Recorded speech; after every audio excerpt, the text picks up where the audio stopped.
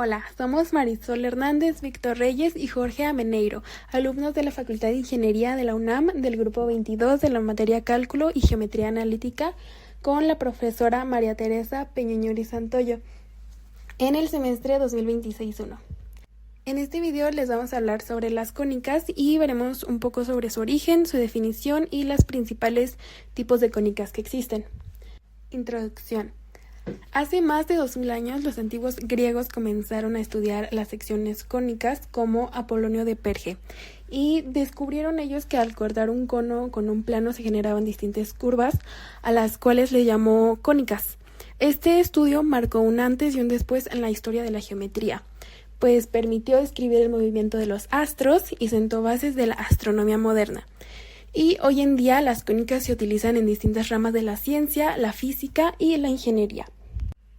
Y la definición de la palabra cónica viene de cono y se les llaman cónicas o sección cónica a la curva resultante de la intersección entre un cono y un plano.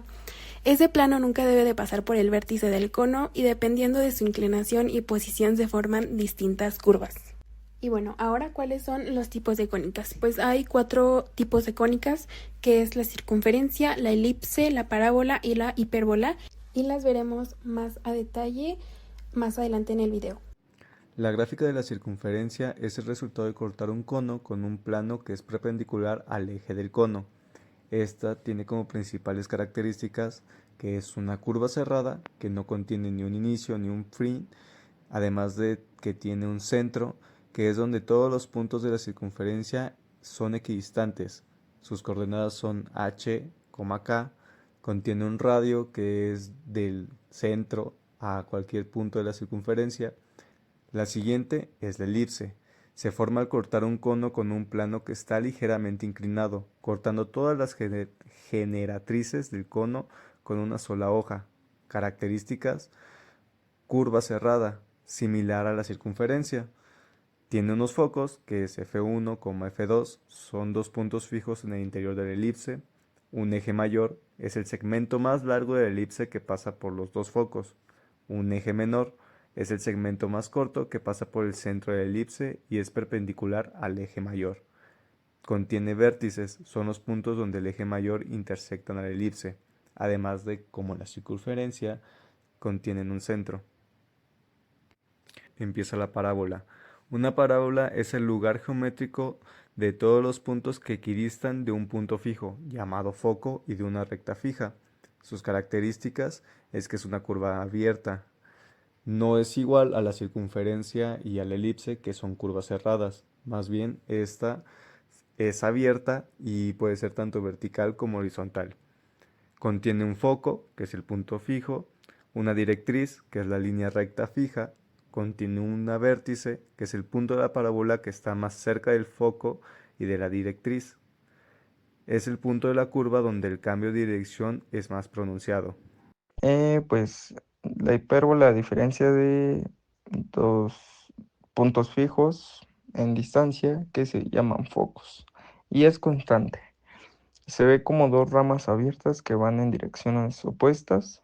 Un ejemplo muy claro son algunos cometas que pasan cerca del Sol, no los tocan y se alejan para nunca volver, porque siguen una trayectoria hiperbólica. También aparecen en gráficas como la función 1 sobre x. De igual forma, cada cónica tiene su propia fórmula y dentro de ellas está la fórmula general. La fórmula general de las cónicas es una ecuación de segundo grado con dos variables que puede representar cualquier cónica, sea circunferencia, parábola, elipse e hipérbole, o sus casos degenerados, puntos, líneas, etc. En sí, la ecuación es ax cuadrada más bxy más cy cuadrada más dx más ey más f igual a 0.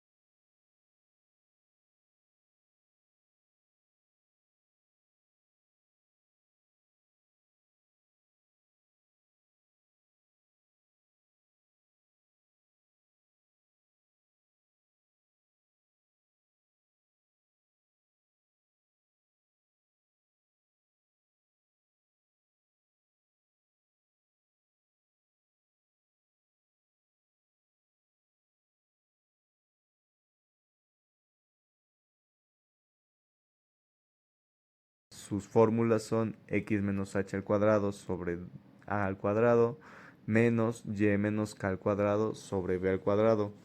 Este tiene que ser igual a 1 y es el eje transversal horizontal.